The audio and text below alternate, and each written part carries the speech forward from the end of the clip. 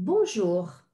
What drives her woman to women? C'est cette série d'interviews que j'ai mis en place il y a quelques années avec vraiment pour objectif de faire un partage de parcours de vie personnel ou professionnel avec d'autres femmes. Parce que je suis absolument persuadée que tout autant on a besoin d'être inspiré de temps en temps, on a besoin d'entendre des idées qu'on n'aurait peut-être pas eues sur un thème particulier. Et je suis absolument, totalement, complètement persuadée qu'on est toutes en mesure d'inspirer d'autres femmes. C'est parfois des choses qu'on ne reconnaît pas forcément, mais c'est vraiment une réalité. Donc aujourd'hui, je reçois Audrey Zeytoun. Merci beaucoup Audrey d'être avec nous aujourd'hui. Bonjour Pierre, merci de m'accueillir. Avec grand plaisir, parce qu'aujourd'hui tu vas nous parler d'un thème qui m'est très cher personnellement, c'est l'adaptabilité. Très, très important, je pense. Et donc, est-ce que tu peux commencer par nous dire quelle est pour toi la définition? Qu'est-ce que c'est que l'adaptabilité? Oui, bien sûr. Pour moi, déjà, je pense que c'est s'adapter, c'est changer de comportement, de décision ou d'action en fonction de la nouvelle situation qui est en face de nous, qui est peut-être souvent imprévue. Et c'est à ce moment-là qu'il faut changer de direction. Trouver de nouvelles façons de faire, une nouvelle action qui va nous servir, peut-être plus à ce moment-là. Et s'adapter, pour moi, c'est aussi accepter que le changement fait partie de la vie et que on n'est pas dans l'immobilisme, on avance et que quelquefois il est choisi, mais quelquefois il est subi. Et c'est là où justement l'adaptabilité rentre en jeu pour nous aider à avancer malgré tout. Oui. Ce mot d'adaptabilité, je le mets souvent en parallèle quand tu vois que juste avant qu'on commence cette interview, je relisais un petit peu mes questions. Je me disais, mais l'adaptabilité, c'est vraiment le cœur de la résilience en fait. C'est exactement la façon dont tu en parles. Cette capacité de rester dans le maximum que l'on puisse, dans la fluidité, de faire avec ce que la vie nous envoie, qui n'est pas forcément, comme tu dis, pas forcément choisi. Oui, c'est exactement ça. C'est tout à fait lié à la résilience, Mm. bien sûr, qui a aussi la capacité à s'adapter, justement. Tout à fait, tout à fait. Et alors, parlons de la tienne, de ton adaptabilité. Qu'est-ce qui a fait que tu as vu, tu as senti que tu avais cette adaptabilité, donc personnellement et professionnellement? Comment est-ce que tu as rencontré, découvert ta propre adaptabilité? Oui, c'est vrai que personnellement, j'ai eu à m'adapter souvent à des situations de vie qui demandaient, je pense, des décisions difficiles. Ouais. Pas seulement des petites décisions de la vie courante, mais des décisions difficiles au niveau de changer de pays, démissionner, changer de travail, s'installer avec mon ex-conjoint à Londres, en Australie, à Paris. Donc quand même des décisions difficiles. Et à chaque Mm, fois, on apprend en fait. Et au début, peut-être que c'est compliqué ou on ne réfléchit pas à tout, mais bon, on y mm, va. Et mm. puis, on voit si la décision, c'était la bonne ou pas. Il n'y a pas de mauvaise décision. C'est au moment T, on choisit et on avance. Et puis, professionnellement, je pense que c'est lié puisque j'ai dû à chaque fois changer de travail, peut-être démissionner de postes qui me plaisaient. C'était souvent des décisions difficiles finalement de choisir entre l'aventure d'un nouveau pays et puis garder un travail qui me plaisait. Ouais. Donc, c'est souvent ça, là, professionnellement. J'ai dû m'adapter à changer de poste, que ce soit à Londres, à Melbourne, à Paris. Mhm. Mhm. Oui, c'est ça. Alors, on parlait de résilience tout à l'heure, et c'est vrai que c'est l'adaptabilité, c'est la capacité aussi de faire des choix. Mm. Oui, c'est ça. Et puis, se dire que je choisis maintenant en fonction des cartes que j'ai en main, en fait. Ouais. Et je ne peux pas être devin, je ne sais pas, plus qu'une autre personne, si ça va marcher. On Oui. choisit avec les éléments qu'on a et après, on se réadapte en fonction. En fait, si ça ne marche pas, c'est bien. Oui, c'est ça. Dis-moi si je me trompe. C'est la capacité, exactement ce que tu dis, la capacité de faire un choix à l'instant T en fonction d'un environnement qui est présent à ce moment-là. Et donc, on fait un choix. Et c'est intéressant, ça c'est un point, je voudrais peut-être rester un petit peu plus longtemps parce que c'est vrai que il peut arriver, je vois avec des gens avec lesquels je travaille parfois, se dire mais je ne sais pas quel choix je dois faire parce que est-ce qu'il va y avoir un regret? Est-ce que je me trompe? Est-ce que c'est le bon choix? C'est pardon, c'est toujours la question qui est récurrente. Est-ce que je fais le bon choix? Et c'est intéressant quand tu dis, bah, je suis pas devin, je peux me tromper, c'est possible, mais en fait, je fais un choix. Mhm. Oui, c'est ça ce que tu dis, Pia. C'est vrai que je pense qu'il n'y a pas de bonne ou mauvaise décision. Enfin, ça, je l'ai appris aussi avec Avec la vie. la Oui. vie. Que bon, et puis c'est aussi s'accepter et ne pas se juger aussi du coup, parce que sinon c'est facile avec le recul de se dire ah mais j'aurais pas dû faire ça, pourquoi j'ai Oui. fait ça, pourquoi j'ai décidé. Donc ben, se dire que j'ai décidé au tenter ce qu'il y avait de mieux pour moi, ma famille, et puis en T plus un, on verra si on peut se réadapter, changer peut-être des petites choses de cette décision. Mais Oui. sans se juger, parce qu'on ne sait pas si c'est la bonne décision. C'est une décision Mhm. possible. Et c'est vrai que cette adaptabilité qui est liée à la capacité de faire un choix, je crois que ces deux choses dont tu parles sont vraiment essentielles, c'est-à-dire se dire que bah oui, je fais le meilleur ou le moins mauvais, ça dépend des situations, des choix que je peux faire dans ma capacité au jour d'aujourd'hui. Et après, ben, peut-être que je vais faire la conclusion que c'était pas forcément le meilleur de choix, mais de se juger négativement ne fera que, comme je dis toujours tout le temps, ça fera que boum, boum, boum, rajouter une couche à la difficulté potentielle de la situation. Donc, on ne s'aide pas du tout en faisant un jugement de soi-même. Au contraire, on complexifie les choses. Donc, comme tu dis, on prend une décision et après, on peut faire une évaluation, un bilan, on peut juger, mais pas de façon négative. C'est-à-dire avoir un jugement objectif, se dire, oui, ben là, peut-être que si j'avais ça, j'aurais pu avoir un autre résultat, si je puis dire, si j'avais pris un autre choix. Mais dans Tact, ça peut être un apprentissage de vie Bien sûr. pour une étape ultérieure, en fait. Oui, on apprend, c'est ça en fait. Et puis, bien sûr que j'aurais pu faire des choix différents, ça aurait peut-être simplifié ma vie, certainement. Je me dis, j'ai choisi des fois la difficulté, voilà, pas la simplicité, mais c'était comme ça que je le ressentais sur le moment. Et puis finalement, la vie avance et bon, il n'y a pas de catastrophe. On ne sait pas ce qui aurait pu se passer. Ouais, ouais. C'est important de se rendre compte en fait que quand on fait des choix, même si ce n'est pas forcément les meilleurs, en fait, grâce à cette adaptabilité, un peu comme un chat qui tombe, on retombe sur ses pattes et puis la vie continue. Hein. Oui, puis on se dit que bah, il faut penser qu'il y a du positif derrière, on va pouvoir gérer de toute façon. Voilà. C'est-à-dire qu'on a des ressources pour gérer et que voilà, on va pouvoir avancer. Oui, ouais, c'est intéressant cette notion de ressources.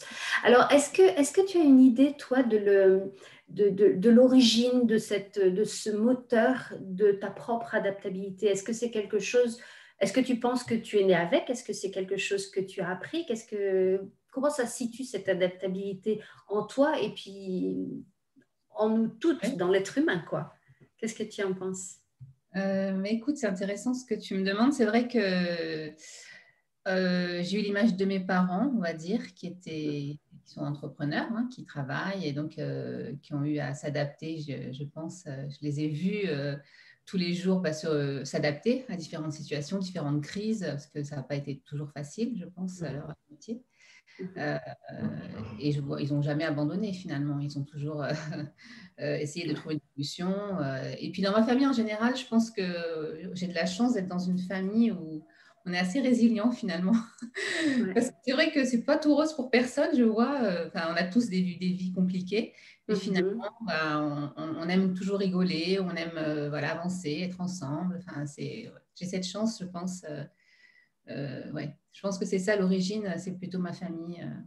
Donc un modèle, en fait, comme Oui, un modèle de fonctionnement que tu as pu voir en tes parents et après que tu as pu du coup mettre en place chez toi. oui, je pense que pour moi, c'était pas une question à se poser. C'était naturel en fait de me dire je vais avancer dans la vie, je vais être ambitieuse, je vais réussir quelque chose, même si ça n'a pas toujours marché.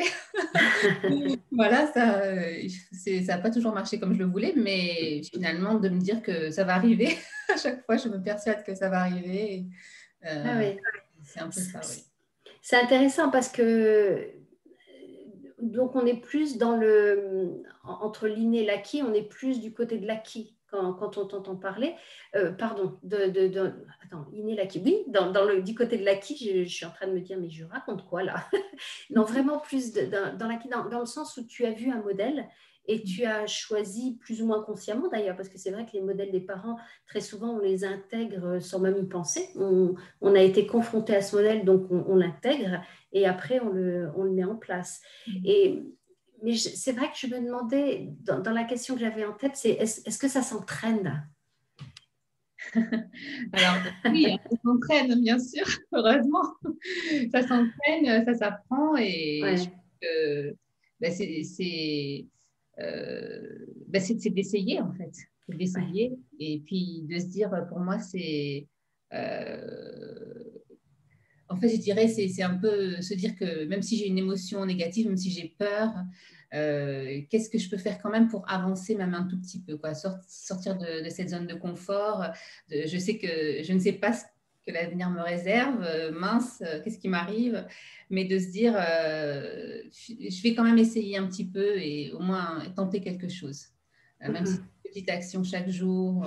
Ouais. C'est pas la peine de se mettre une pression énorme et puis de se comparer, de se juger. Juste, on réagit avec nos ressources. C'est pas facile des fois. La vie ne nous fait pas de cadeaux et donc c'est important juste de se dire qu'est-ce que je pourrais faire pour sortir un petit peu la tête de ce tourbillon négatif ou ouais, c'est ça en fait. C'est ça. C'est comme on parlait du tenter. Au tenter plus un, on revoit la situation. Oui, oui. Oui, c'est important ça de faire passer, je pense, le message à certaines personnes qui nous écoutent, qui peut-être à un moment X ou Y, ça nous arrive à tous, ça nous est arrivé, ça nous arrivera peut-être de nouveau, d'être dans une situation où il y a comme un blocage, où on ne sait plus. On ne sait plus comment faire, on ne sait plus comment, et on est parfois avec des sentiments, tu en as parlé, parce que tout n'est pas rose forcément tout le temps, et il peut y avoir de la peur, il peut y avoir de la colère, il peut y avoir des hésitations, de l'incertitude, enfin on peut passer par plein de choses qui fait que on est un petit peu bloqué là où on est et on ne sait pas comment. Et j'aime bien quand tu dis à ce moment-là, pas de comparaison, parce que souvent on a souvent l'habitude ou le réflexe de dire ah oui, mais elle ou lui, il y arrive bien. Et ce qu'on ne se rend pas compte, c'est qu'avant d'y arriver bien, il y a eu des galères. Et ça, c'est pour tout le monde. On n'arrive pas comme ça, on arrive, voilà, comme ça. Donc, il y a eu des galères pour tout le monde. Et j'aime beaucoup aussi quand tu dis de façon tellement réaliste que le simple fait d'avancer juste peut-être une toute petite marche, juste une petite action, sans exiger qu'on monte l'Himalaya tout de suite, mais qu'on commence déjà par prendre le train et arriver à la première étape peut-être, c'est-à-dire de faire les choses petit à petit parce que ça demandera moins d'efforts, moins d'énergie, moins de moyens peut-être aussi, autant personnel en émotion que peut-être potentiellement financier. Donc, je crois que cette notion d'y aller petit à petit et sans jugement, ça me paraît quand même essentiel. Hein, Oui, tout à fait. Puis ça minimise aussi le risque. Si on a peur, justement, on se dit, c'est une petite chose, ça peut être n'importe quoi. Et puis avec ça, ça nous donne en fait ça nous donne le courage de recommencer notre petite action. Voilà. Et une autre, jusqu'à ce que ça devienne presque seconde nature, enfin que ce soit un réflexe.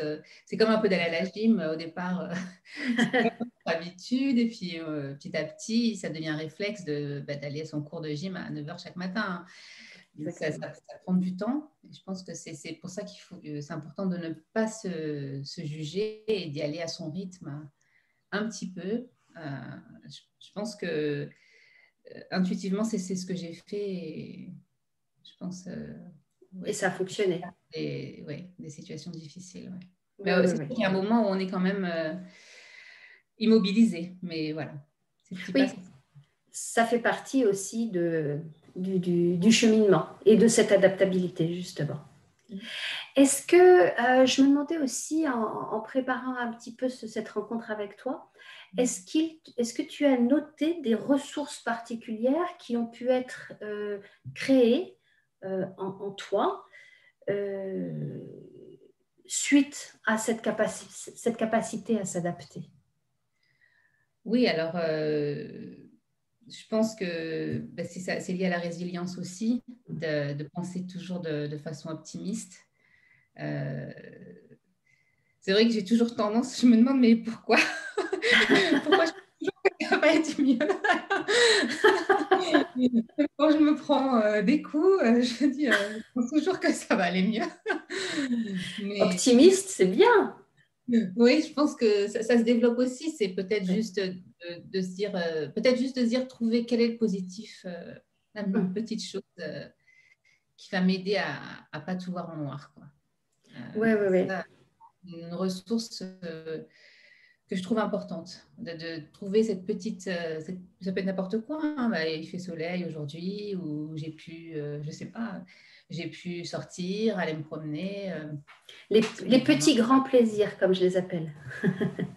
Ouais, ouais, et puis ça, en fait, ça marche parce que au fur et à mesure, on prend ce réflexe de trouver quelque chose de positif dans sa journée et ça nous fait avancer, quoi. D'accord. Donc, en fait, ça, c'est quelque chose qui... parce qu'en fait, oui, la question que je me posais, c'est à force de développer cette résilience, cette adaptabilité, résilience, c'est vraiment des cousines germaines. Donc, tu parles de ce côté optimiste ou cette positivité qui est venue avec, ou qui était peut-être là avant, ou qui se sont intriquées en tout cas. Et je me demandais s'il y avait d'autres ressources qui ont pu naître de ça, c'est-à-dire le fait d'essayer et puis que ça marche pas, et puis qu'on voilà, on se juge pas, on se compare pas, et puis on réessaye et puis ça marche, donc on se nourrit comme ça petit à petit, euh, d'acquérir cette expérience, comme tu disais, d'acquérir cette expérience que, bah, ma foi, il y a toujours quelque chose de possible et que ça fait comme une espèce de solidité intérieure, de capacité à affronter c'est un terme un petit peu fort, mais cette capacité à être avec les moments qui sont moins agréables, voire carrément difficiles, et de se dire, ça va aller, quelle que soit la façon dont ça se passe, c'est bon, je vais pouvoir traverser ça. Est-ce que tu penses que ça, c'est quelque chose aussi que tu as senti Oui, je pense, et puis comme je l'ai dit au début, ben, c'est un peu accepter, accepter que des fois, tout ne va pas comme on veut, ou d'accepter qu'il y a un changement qui va se produire, et de puiser un petit peu en soi, se dire, bon, qu'est-ce que je peux faire? Qu'est-ce que je peux faire de cette situation euh, qui est vraiment difficile, qui me tord le ventre? Et oui, je pense que c'est de le faire avec bienveillance. Et j'essaie, je me suis jugée par le passé, je ne dis pas que ça a toujours été facile. On ne change pas drastiquement, comme on disait, du jour au lendemain. Et c'est la consistance, en fait, dans ces petits éléments, ces petits changements journaliers. Je pense que c'est de réaliser ça, en fait, de réaliser que cette ressource, on peut l'acquérir euh, en faisant ces petites actions chaque jour, et d'avoir de la patience. Voilà, ça aussi, c'est ce que j'ai eu à faire. Ça n'a pas été facile pour moi. Je crois que je suis un petit peu impatient de nature, et je pense que c'est la consistance, en fait, et la patience qui m'ont aidée. Je pense que j'ai vraiment dû me remettre en question au fur et à mesure, en fait. Ça, c'est un gros point, je pense, effectivement, oui. Et pour me dire, mais ça ne marche pas ce que je fais, alors qu'est-ce qu'il faut que je fasse? Qu'est-ce qui se passe, ouais? Qu'est-ce que je dois changer justement comme paramètre dans cette situation? Ouais. Souvent, ben, la consistance, en fait, parce que être erratique, comme on disait, faire des choses en dents de scie, ben, ça ne marche pas finalement. Mm. Et de réaliser ça, enfin, pour moi en tout cas, c'est ce qui m'a aidé à comprendre que d'avoir une consistance d'action et d'être patient, de me dire que ça va arriver, il faut juste que je continue comme mon petit bout de chemin, en fait. Ouais. Et c'est ça, en fait, qui m'aide, même maintenant, quoi, qui m'aide beaucoup. Ouais. Oui, oui, oui. Et je me demandais, parce que comme tu disais tout à l'heure, t'as pas mal bourlingué, tu as pas mal voyagé dans plusieurs pays. Et je me demandais si, donc avec changement d'activité professionnelle et fatalement d'environnement individuel aussi, et je me demandais si tu avais peut-être en tête un exemple où, professionnel ou personnel, ça c'est toi qui choisis, où vraiment tu as mis en place cette adaptabilité en le réalisant ou pas, peut-être que tu l'as réalisé après d'ailleurs, ça arrive, où tu te dis que vraiment cette adaptabilité t'a permis de gérer un changement auquel tu as eu affaire, ou une situation qui sinon tu aurais potentiellement pu bloquer dessus. Oui, bien sûr. Alors, il y en a tellement, en fait. Je me dis, bah, c'est vrai qu'il y en a deux auxquelles je pense. Une un peu plus lointaine, quand on a dû déménager sur Londres, par exemple, où j'ai dû m'adapter parce que mon ex-mari a eu un travail, il fallait partir dans les 2 mois. Et bon, j'ai dû m'adapter pour, comme beaucoup de femmes, hein, expat, ça aussi, mais louer notre appartement, trouver l'école des enfants, et puis trouver un logement ici. Bon, les enfants étaient petits, voilà, ça aussi, c'est vite, vite rebondir et se dire, ne faut pas trop penser, il faut juste agir, en fait. À ce moment-là, j'étais plutôt dans l'action. Ouais. Euh, donc ça, c'était positif, hein, mais il fallait quand même agir rapidement. Mhm. Je pense plus récemment, quand j'ai voulu changer de métier. Donc ça a été aussi un grand changement puisque c'est pas facile à passer la quarantaine aussi de se dire on va tout recommencer, prendre des risques. Puis j'ai quand même 2 ados à supporter, à aider dans leurs études. Donc Mhm. ça a été une prise de risque peut-être plus importante, hein, Ouais. voilà, où j'ai pris une décision. Je ne sais pas si c'est... Enfin, je sais que c'était la bonne maintenant, enfin, je sais Ouais. que c'est la bonne, mais ça comporte quand même beaucoup d'efforts, de risques et d'adaptabilité journalière, en fait, euh, pour exercer un métier en indépendant. Et ne plus être employé, c'est déjà prendre un risque. Et puis changer de métier, donc apprendre le métier de coach de vie, comme on disait, donc coach en divorce et relations de couple, mais alors qu'auparavant, je ne faisais pas ça du tout. Mais cette envie de changer et de s'adapter à une nouvelle donne, puisque mes enfants sont plus âgés, sont plus grands, Mhm. en fait, qui m'a motivée en me disant justement s'adapter à cette nouvelle situation où je n'ai plus besoin de faire un travail, où je suis plus présente avec eux l'après-midi après l'école, ils n'ont plus besoin de moi. Et qu'est-ce que je Mhm. peux faire maintenant pour moi en fait? Comment je peux m'adapter à cette nouvelle situation? Qu'est-ce que je peux faire qui me passionne plus que mon ancien poste? Mhm. Je ne Et, privilégie. Ouais. oui, oui, c'est intéressant ça parce que c'est à la fois un changement de métier, un changement financier, forcément, et un changement pas de structure familiale, mais de fonctionnement familial davantage. Et donc, est-ce que tu peux juste nous dire si tu en as envie, ce que tu faisais avant comme métier, et donc parler un petit peu de ce métier de coach de vie que tu as décidé de faire, peut-être ce qui a motivé enfin, tu viens de le dire, hein, c'était plus. Enfin, je ne veux pas parler pour toi, vas-y. Euh, oui, donc avant, en fait, ce qui s'est passé, c'est qu'après mon divorce, j'avais envie d'un travail assez sécurisant et assez stable pour pouvoir m'occuper de mes enfants. Parce que Oui. j'avais pas envie de compromettre entre les deux, entre ma Mhm. carrière et mes enfants. C'est vrai que je suis un peu maman qui aime aussi être avec ses enfants, donc c'est pas facile pour les femmes, enfin, on le sait. Mhm. Et donc, j'ai choisi un travail dans une école primaire où j'ai travaillé pendant 12 ans. Et donc, plutôt au côté administratif, voilà, m'occuper de tout ce qui était hors éducation, en fait, Mhm. le fonctionnement de l'école, etc. Et donc, je rentrais à la maison avec mes enfants quasiment, quoi, vers 4-5 heures. Donc, c'était une qualité de vie exceptionnelle. On pouvait aller au parc ensemble. Voilà. Donc, j'ai fait ça toutes ces années, le temps qu'elles grandissent. Mhm. Et j'ai beaucoup appris, hein, parce que la gestion d'une école, c'est pas facile. Donc, j'ai beaucoup appris et je suis très heureuse d'avoir fait ce travail. Mais c'est vrai que sur la fin, j'apprenais moins et puis j'étais moins épanouie. Et puis, j'avais envie d'autre chose. J'avais envie de penser vraiment à ce qui pourrait voilà, m'épanouir et faire appel à d'autres qualités que j'ai Mhm. mis en place dans l'école, enfin, Ouais. beaucoup dans l'humain. gérer avec les parents, les enseignants. Il y a quand même un côté humain énorme à gérer, hein, quand on fait face en école, c'est évident, les angoisses des parents, etc., les conflits. J'imagine. Voilà, donc c'est d'où l'idée de travailler toujours avec l'humain, puisque c'est ce qui quand même, je pense que c'était ma force, hein, la communication, etc. Et j'ai fait appel à un coach de carrière à l'époque pour un petit peu comprendre quelles étaient mes forces. Et c'est là où j'ai été complètement passionnée par son métier. En fait, je me suis dit, mais c'est absolument génial, j'aime trop. Tout de suite, j'ai décidé de me former à ce métier de coach de vie.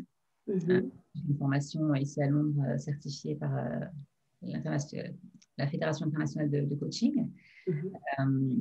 Et après, l'idée de travailler avec sur le thème du divorce, des relations de couple, je pense que ça rejoint mon histoire de vie, évidemment. Et puis, le fait, j'ai vu tellement d'amis autour de moi vraiment être dans des situations difficiles au moment d'une séparation, d'un divorce, même pendant la procédure de divorce avec les avocats, les conflits avec leur ex. Ça me passionne un petit peu, quoi, de les aider à gérer ces conflits, comment réinventer la relation avec leurs enfants, parce que j'ai eu à le faire avec les miens. Et ces nouvelles dynamiques, c'est souvent on est perdu, quoi, parce que les enfants réagissent plus, ils communiquent plus avec nous.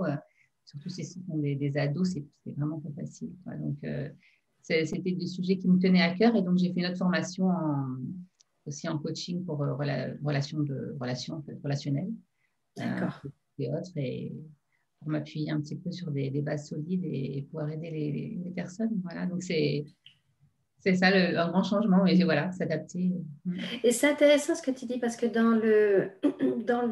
dans ce travail de coaching, en t'écoutant, je me dis le travail de coaching que tu as choisi de faire, qui est donc cette transition de couple à la parentalité continue et la relation de couple, elle cesse. Il y a énormément de processus d'adaptabilité à mettre en place là-dedans. Il y a beaucoup, beaucoup de résilience parce qu'il y a une espèce de... là, pour le coup, la structure de la famille change. Oui, c'est exactement ça. Puis, je sentais que c'était là-dedans que je pouvais aider, en fait, puisque pour moi, c'est un petit peu ma seconde nature. Comme on a discuté au fil des années, c'est devenu presque une seconde nature. Et je me dis, Ouais. j'ai des réflexes, pourquoi ne pas... Puis avec les techniques de coaching, voilà, parce que c'est la personne, c'est pas moi qui vais leur dire quoi faire, hein, mais Oui, tout à fait. mais voilà.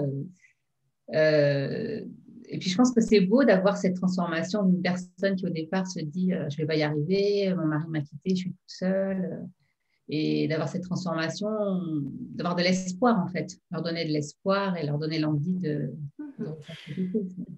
C'est intéressant. Est-ce que tu travailles avec les femmes, avec le couple ou bien avec une des deux personnes du couple? Alors, depuis récemment, je travaille avec le couple, s'ils veulent en amont, s'ils veulent essayer de sauver leur couple. Bon, après, il y a des facteurs, hein, si vraiment ils veulent essayer, et puis s'ils ont toujours de l'amour l'un pour l'autre et qu'ils veulent essayer de sauver leur couple, je pense que on peut y arriver. Il y a Un travail de médiation un petit peu. Hein. Oui. C'est plus la médiation. Puis ensuite, l'individu seul peut se demander est-ce que je reste dans mon couple, est-ce que je divorce, où est-ce que je pars. Donc ça aussi, on se pose souvent la question, enfin, dans un couple. Et puis ensuite, la partie moins sympathique qui est la procédure de divorce, comment gérer toutes les parties, que demander à son avocat. Parce que souvent, on est pris de sentiments tellement négatifs qu'on perd son temps avec son avocat, on dépense des tas de frais d'honoraires parce qu'on ne sait pas ce qu'on veut, et on parle souvent à son avocat de ses sentiments, alors que lui, ou elle c'est pas son travail. Pas son travail. Voilà, donc le fait de me parler en amont, ça décante un peu les choix qu'ils veulent faire et ce qui est important pour eux, voilà. Et après, bien sûr. Oui, oui, oui. Et tu vois, je garde cette adaptabilité-là dans un coin de ma tête en écoutant ce ce que tu nous partages. Et j'ai envie de poser la question à 100 balles, si je puis me permettre. Est-ce que tu as, peut-être que tu ne sauras pas, hein, c'est vraiment une question à 100 balles, est-ce que tu as senti des profils peut-être psychologiques ou des profils de personnes qui sont plus prônes à avoir cette souplesse, cette capacité d'adaptabilité, et puis d'autres qui sont beaucoup plus retranchés et bloqués et figés peut-être? Oui, bien sûr. Oui, c'est bien sûr. C'est souvent, ça dépend comment on se positionne par rapport à cette nouvelle situation qui est en face de nous. Et Oui. si on se positionne en tant que victime, Mhm. et je mets ce mot avec beaucoup de précaution parce que quand on est quitté ou trompé par son partenaire, c'est évidemment, c'est- voilà. Mais se positionner en tant que victime, ça n'aide pas en fait. Et Mhm. même si on a été trompé, même si la situation fait que... Donc, c'est comment sortir de ce rôle de victime. Souvent, pour certaines personnes, c'est très difficile et Pour compliqué. devenir survivant ou survivante. Ouais. Et avec d'autres, c'est plus facile parce qu'ils veulent, ils veulent déjà avancer, ils font des efforts, ils veulent faire les exercices, ils veulent faire le travail.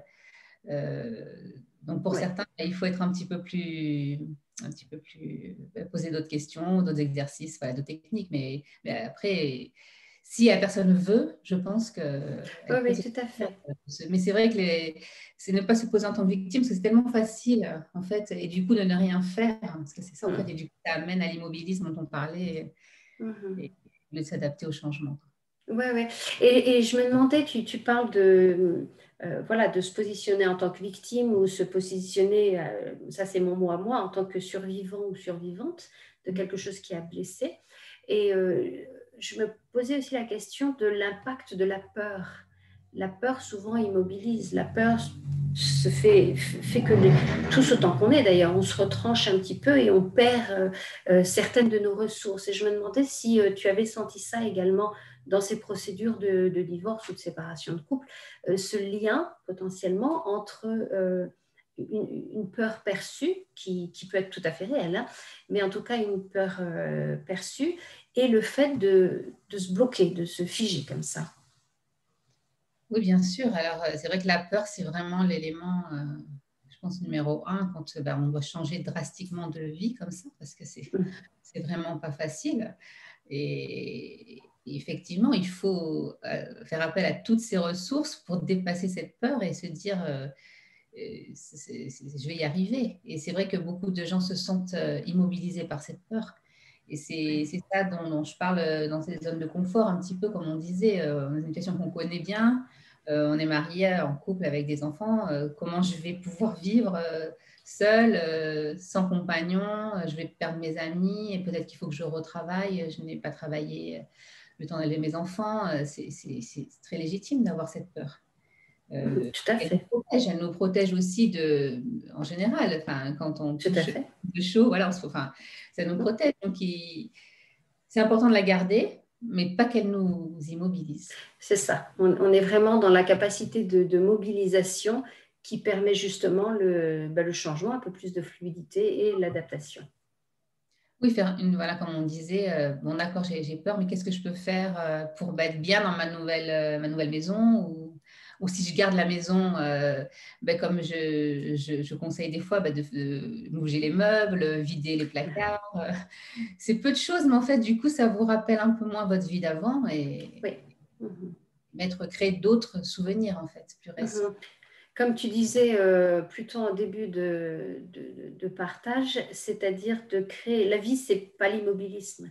La vie, c'est le mouvement et la fluidité. Donc, effectivement, dans le changement, j'aime bien se vider des tiroirs ou changer la commode de place. Tout ça, ça peut paraître peu, mais ça peut effectivement créer quelque chose dans le fonctionnement, dans la façon de percevoir son environnement. Oui, c'est vrai, ça, c'est une technique. Enfin, moi, j'ai toujours changé les meubles très souvent. C'est vrai que... Et ça aide à changer de dynamique, en fait. Ça, je ne sais pas, il y a quelque chose qui se passe. Et dans ce cas-là, c'est vrai que c'est quand on reste dans la maison qu'on a partagée avec son ex-mari ou femme, c'est important de sortir les vêtements de l'ex déjà, et de ne pas les avoir sous le nez ou des photos. Euh, et Ça peut permettre, ça peut faire avancer et sortir un Oui, peu. oui. De créer sa relation avec son propre environnement, quelque chose qui est, c'est une récupération de contrôle aussi, hein, de récupérer, de créer son propre environnement, celui que l'on choisit. Oui, c'est ça. Puis comme tu parles de contrôle, ça me fait Mm. penser que si on se pose en tant que victime, comme on disait tout à l'heure, bah, du coup, on subit beaucoup et on Ouais. perd le contrôle de la situation et des choix, en fait. Et c'est ce qu'on veut éviter. Donc, comment reprendre le contrôle de cette situation nouvelle et comment voilà, faire ses choix. Et c'est vrai que la reprise de contrôle permet à l'adaptabilité de pouvoir trouver sa place et de pouvoir être exprimée et donc de vivre au mieux ou au moins mal selon les situations ce que l'on a à traverser. Mm. Mhm. Cette adaptabilité, c'est la clé, en fait. Et puis, Ouais. c'est ça, c'est le mouvement. Et Oui, c'est beau que la vie soit en mouvement, c'est ouais. beau. Et puis, d'accepter que c'est pas toujours ce qu'on aurait choisi. Et peut-être qu'au final, moi, j'ai des exemples de personnes autour de moi qui ont eu tellement une vie riche et heureuse, en fait, des années après avoir divorcé. Et c'est beau de voir ces parcours Ouais. de femmes, d'hommes qui réussissent à recréer quelque chose, même Oui, de plus qui beau. fleurissent. Mhm. Oui, oui, oui, oui, c'est important de dire ça. Est-ce que tu veux rajouter quelque chose de particulier qui te vient en tête sur l'adaptabilité, sur cette capacité à faire des choix, en fait, hein? Ben, je dirais, ben, plus par mon expérience personnelle, de dire qu'on a, comme on disait, on a peur, on a des doutes. Dans mon cas, oui, il y a eu des fois où je me suis sentie seule, où c'est pas facile, et de se dire que, ouais, on se sent seul, surtout quand on est voilà, nouvellement séparé, par exemple, etc. Le week-end, les week-ends sont longs, ils peuvent être longs. Surtout quand on n'a pas les enfants, puis on refait sa vie, voilà. Donc, c'est décider de petites actions, comme je disais, peut-être de nouveaux hobbies. Moi, je me souviens à l'époque, j'ai pris des cours de danse, même si je n'avais pas envie d'aller prendre des cours de danse, mais je me suis forcée, en fait, c'est ça, je me suis forcée à sortir de chez moi. Donc ça, c'est quelque chose que les personnes peuvent aussi essayer, au départ, peut-être se forcer à voilà, appeler une amie ou sortir, faire quelque chose de nouveau, en fait, même si on n'en a pas envie, quoi. Et ça, finalement, après, finalement, j'avais passé un bon moment. Voilà, j'étais contente de rentrer chez moi je me sentais plus fière aussi d'avoir fait un pas en avant. Et, Et puis quand on parle de nécessité de mouvement, là, avec la danse, tu étais en plein dedans. Aussi. oui, je pense que c'est ça. Et puis, c'est se dire que malgré les doutes et l'insécurité, que une porte se ferme et une autre s'ouvre en soi, et que même si le tunnel est sombre et très noir, il y a un bout, il a un bout ce Ouais. tunnel et il y aura de la lumière au bout. C'est si on peut se rappeler ça, se dire que oui, c'est normal, comment je me sens, c'est normal. Je ne veux pas me juger, comme on disait, mais qu'est-ce que je peux faire pour aller mieux chaque jour?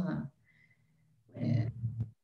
Avancer petit à petit et reconnaître tous ces petits pas qui finalement sont des petits pas.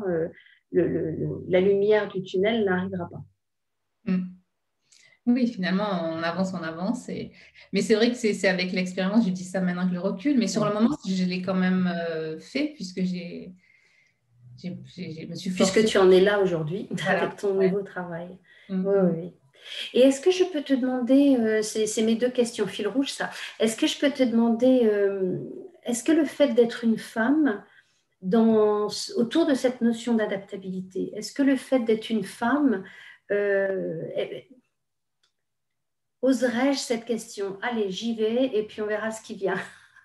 Est-ce que l'adaptabilité, tu la retrouverais plus ou moins chez une femme que chez un homme? Ou alors tu as vraiment l'impression que non, c'est une question de personnalité plus que de genre. Ah, je pense que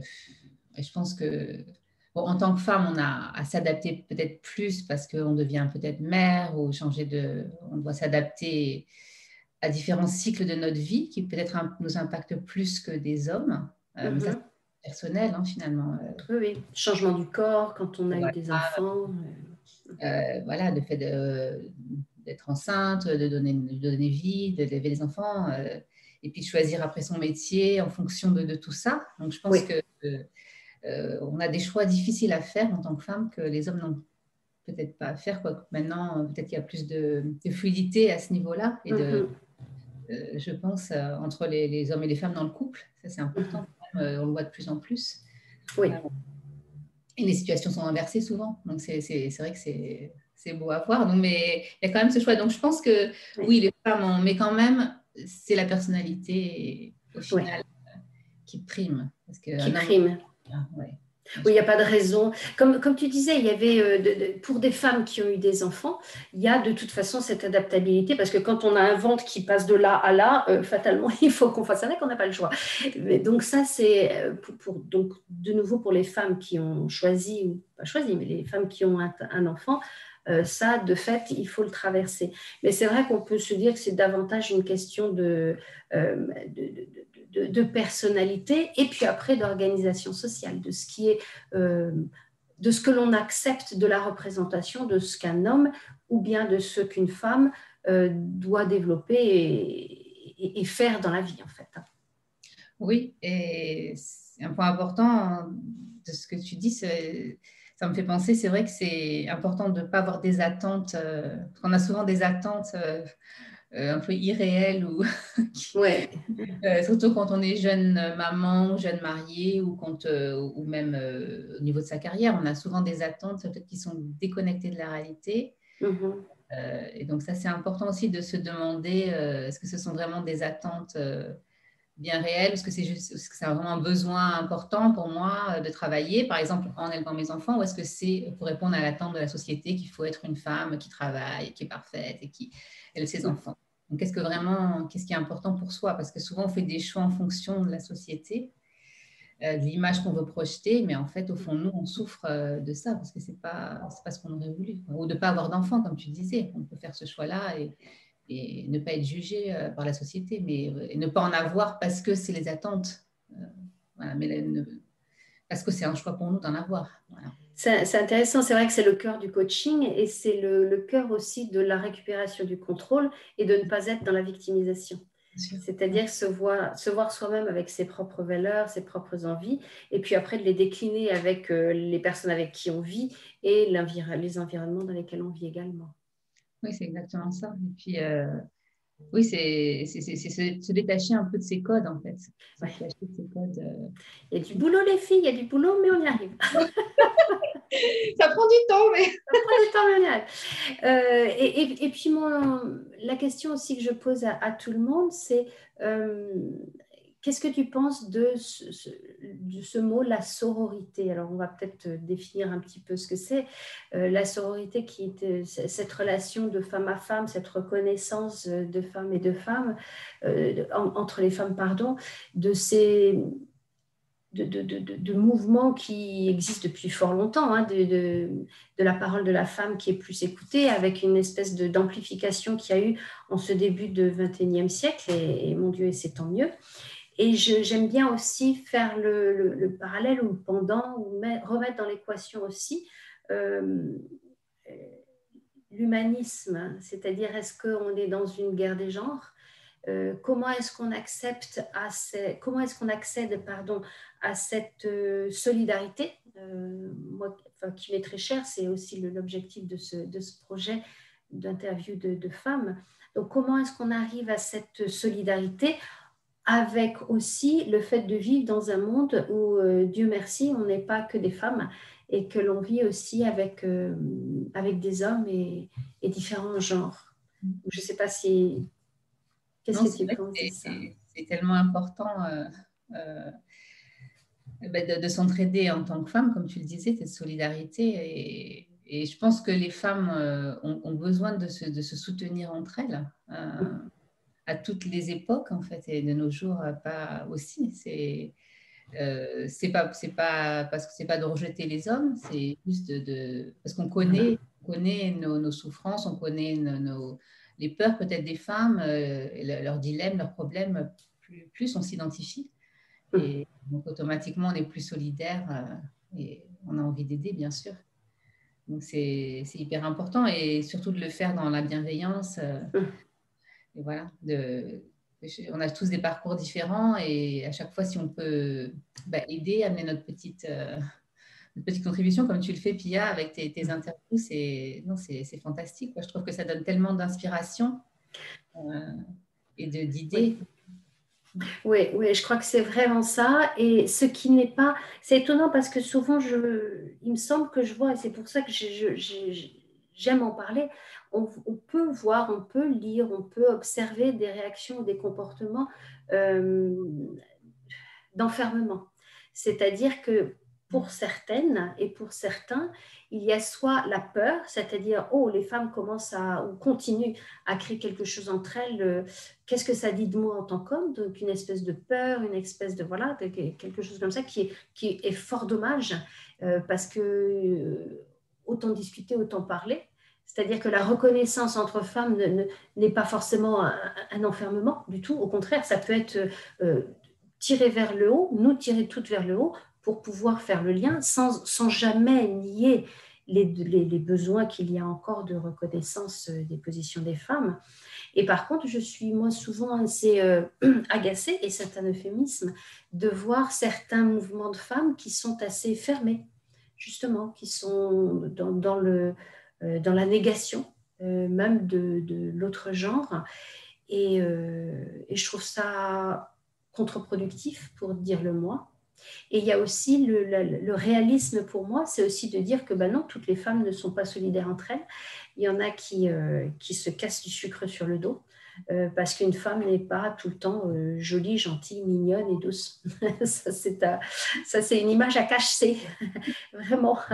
Et donc voilà, je trouve qu'il y a tout plein de choses qui se mettent en place en ce moment, et que cette réflexion autour de la sororité et cette réflexion autour de l'humanisme me paraît particulièrement importante. Les points que tu soulèves, c'est ce que je vois dans mon travail aussi, par exemple. Aussi. Bon, déjà d'aider les femmes et de les soutenir. Je fais des coachings de groupe, par exemple. Des fois, il n'y a que des femmes, et des fois, il y a des femmes et des hommes. Oui. Et donc, c'est important déjà d'apprendre à communiquer entre femmes et hommes. Et ça, d'aider les femmes, c'est important qu'elles communiquent leurs besoins aussi dans le couple. Et souvent, on n'ose pas le faire. Donc, tout ce travail de communication, comment communiquer à l'autre ses besoins, ses envies, sans être dans des attentes irréelles, justement. Donc, ça aussi, ça peut aider à communiquer avec le sexe opposé, au moins son partenaire. Et quand j'ai des hommes dans des sessions de groupe coaching, et automatiquement, on a un point de vue hyper enrichissant aussi. Eh oui, forcément. On a le point de vue donc c'est fabuleux. Donc, c'est bien d'avoir ces groupes de soutien, évidemment, de femmes, mais sans s'enfermer, comme tu le dis. Parce que j'aime bien regarder le point de vue de l'homme. Je trouve que c'est hyper important. Il n'y a pas que des hommes qui trompent, il n'y a pas que des hommes qui sont... Absolument, absolument. Puis dans le couple, c'est 50-50 souvent. En tout cas, c'est l'objectif. Moi, 70-30, enfin, ça dépend. On va dire. Mais c'est vrai que ça repose aussi la question de l'altérité, c'est-à-dire de l'autre. Et il me semble que c'est vraiment important d'être capable d'entendre l'autre, surtout quand on n'est pas forcément d'accord. Oui, c'est ça, de comprendre le point de vue de l'autre et de se placer à sa place, d'accepter en fait qu'il a un point de vue différent ou qu'il fasse les choses différemment de nous, quoi. Souvent, les femmes, on a du mal à lâcher prise avec tout ça. Aussi, tout à fait, tout à fait. Avec la première base, c'est la base de la sécurité, et c'est la même chose dans l'adaptabilité. Pour être capable de pouvoir s'adapter, il y a des moments où on n'est pas sûr, mais s'il y a une base où on se sent en sécurité et on sent qu'on peut y aller, d'où les petites phases au lieu des grands mouvements, à ce moment-là, on peut mettre en œuvre cette adaptabilité. Oui, c'est ça. S'adapter au fait d'être en couple, par exemple. Et c'est pas pareil que d'être seul, vivre seul chez soi et faire son ménage tout seul. Enfin, ce genre de tâches, c'est vrai, ménagères qui souvent peuvent amener à des conflits. C'est aussi comment aider les femmes à réaliser tout ça. Donc, les soutenir et oui, absolument, absolument. Et puis assumer leur responsabilité autant que l'autre partie, en fait. C'est vraiment essentiel. Ouais, ouais. Sinon, on est frustré et on ne comprend pas pourquoi. Bah oui, parce qu'on n'a pas dit vraiment ce qu'on voulait. Souvent, c'est juste ça, en fait, de dire je voudrais ou j'aimerais que. Ouais. Et c'est ça, en fait, qui manque. Et après, on est frustré parce qu'on ne le dit pas et ça mène à des disputes. Mhm. Et on se dit, mais pourquoi l'autre ne répond pas à mes besoins? Il ne répond pas à mes besoins. Qu'est-ce qui se passe? Mhm. En tout cas, un grand, grand merci, Audrey, pour cette discussion. C'était vraiment très important. Alors, on a un petit peu dévié, et encore, je ne pense pas qu'on ait dévié, mais c'est vrai que le thème c'était l'adaptabilité. Et puis, on a parlé du couple parce que c'est le cœur de ton travail. Mais en fait, je pense qu'on parle d'adaptabilité aussi quand on parle du couple. Parce que l'adaptabilité, je ne sais pas où est-ce qu'elle n'est pas. Oui, dans la vie de tous les jours. Avec ses enfants, on s'adapte à eux aussi. C'est dans son travail, avec quelqu'un qu'on n'aime pas forcément au niveau de sa personnalité. Ça peut être n'importe quoi, dans toutes les situations de la vie, bien sûr. Exactement, je pense qu'elle est partout. Donc, en fait, on a pris un petit chemin de traverse, mais on est resté vraiment dans le chemin de ce qu'on avait envie de partager ensemble.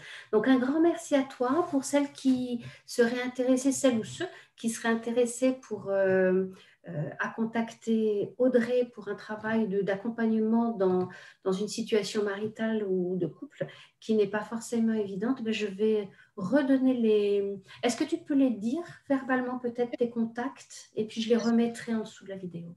Merci Pia. Oui, donc mon site internet audreyzcoaching.com Mhm. et mon email info@audreyzcoaching.com. Voilà. D'accord. Après, Alors, sur les réseaux sociaux, sur mon site, vous avez les liens vers Instagram, etc. automatiquement. Et puis, Très bien. Donc maintenant, vous savez comment joindre Audrey si vous avez besoin d'un petit coup de main, d'une clarification, d'un apaisement dans une relation de couple potentiellement. Un grand merci. J'espère que cette interview, j'en suis même certaine, vous a aidé pour réfléchir à cette notion de l'adaptabilité et de la façon dont c'est vraiment ça qui nous permet d'avancer avec un peu moins de bumps comme ça dans la vie, même s'il y en a toujours et c'est normal. Encore un grand merci à toi, Audrey, merci et je te beaucoup. souhaite une très très belle fin de journée. Toi aussi, c'est un plaisir. Merci. Alors attends, il faut que j'arrête l'enregistrement. Voilà.